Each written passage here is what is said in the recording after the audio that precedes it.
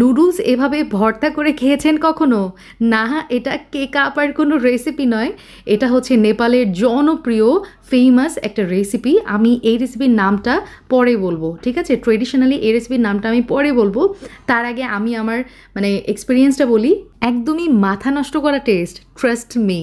এর মধ্যে বোম্বাই মরিচের একটা তড়কা ব্যবহার করেছি। ওফ, এটার স্মেল একদমই ইউনিক একটা রেসিপি। আপনারা চাইলে এই রেসিপিটা দেখে শিখে রাখতে পারেন। যখন হাতের কাছে কিছু থাকবে না, সময় থাকবে না স্পেশালি, তখন ঝটপট এই রেসিপিটা বানাই ফেলতে পারেন। তো আমি যেটা করেছি, কড়াইয়ের মধ্যে নিয়েছি হচ্ছে বাটার। আপনারা চাইলে কিন্তু এখানে সরিষার তেলটাও ব্যবহার করতে পারেন। একটা চামচ মতো দিয়ে দিলাম। তার সাথে ব্যবহার করেছি 1 প্যাকেট এই যে একটু ছোটো ছোটো করে রাখা, ভেঙে চুরমুর করে নিয়েছি নুডলসগুলো দিয়ে দিলাম। যে কোনো ব্র্যান্ডের নুডলস নিলেই হয়। তো দিয়ে যেটা করবো, চুলার জালটা একদমই লো টু মিডিয়াম হিটে রেখে এটা একটু গোল্ডেন ব্রাউন কালার করে ভেজে নিয়েছি। এই যে দেখেন ঠিক এমনটা হয়েছে। চুলা থেকে নামিয়ে নিচ্ছি। এখন একটা বোলের মধ্যে নিয়ে নেব পেঁয়াজ, তারপরে যে ইনগ্রিডিয়েন্টস আমি ইউজ করবো না এখন, যেগুলো আপনাদের মন মতো বা আপনাদের টেস্ট অনুযায়ী ইউজ করবেন, ঠিক আছে? 1 টেবিল চামচ করে পেঁয়াজ এবং টমেটো কুচি এখানে ব্যবহার করেছি। তার সাথে দিয়ে দিলাম লেমন জেস্ট। আমি এখানে লেবুর খোসা সহ লেমনের যেই পাল্প সেটা সহ কুচি কুচি করে কেটে নিয়েছি। তার সাথে ব্যবহার করেছি হচ্ছে এই যে পুদিনা পাতা, প্রায় 1 টেবিল চামচ। আপনারা চাইলে এখানে ধনিয়া পাতাও ব্যবহার করতে পারেন।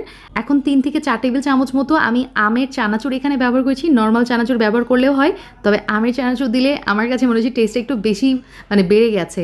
তার সাথে ব্যবহার করেছি আমার ফেভারিট বোম্বাই মরিচ। ওফ, এই রেসিপিতে বোম্বাই মরিচের যেই ঘ্রাণ, যেই স্বাদ, আমার মন চুরি করে নিয়ে গেছে এক কথায়। তার সাথে ব্যবহার করেছি মশলার স্যাশে, যেটা কিনা আমি নুডলসের প্যাকেটের সাথে পেয়েছিলাম। আরও ব্যবহার করেছি হচ্ছে চাট মশলা। এটা আমার বাসায় বানানো চাট মশলা অথবা চটপটির মশলা বলতে পারেন। আমি কিন্তু রেসিপিটা অলরেডি আপনাদের সঙ্গে শেয়ার করেছি, তবে আপনারা চাইলে বাহিরের কেনা মশলাটাও ইউজ করতে পারেন এখানে, বাজারের কেনা যেটা। সরিষার তেল 1 টেবিল চামচ দিয়েছি। এখন সব কিছু উপকরণ খুব ভালো মতো আমি মিক্স করে নিব। ট্রেডিশনালি এখানে কিন্তু ওই যে সিদ্ধ আলু ছোটো ছোটো কিউব করেও কিন্তু এখানে ব্যবহার করা হয়। আপনারা চাইলে করতে পারেন, তবে আমার কাছে ভর্তাতে আলুটা কেন জানি ভাল লাগে না, এই জন্য আমি ইউজ করিনি। আপনারা চাইলে করতে পারেন। নুডলসটা দিয়ে দিলাম, ভেজে রাখা নুডলস দিয়ে সব কিছু খুব ভালো মতো আমি মাখিয়ে নিয়েছি।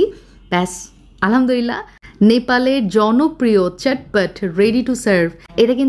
এটা কিন্তু স্ন্যাক্স হিসাবে খুবই ভালো যায়। নেপালে এটা প্রচুর জনপ্রিয় একটা খাবার। রোড সাইডে এটা খুবই বিক্রি হয়, স্ট্রিট ফুড বলতে পারেন। আর এই যে দেখেন, আমি বাঙালিয়ানাতে এখানে যেটা করেছি, সামান্য একটু মুড়িও অ্যাড করেছি।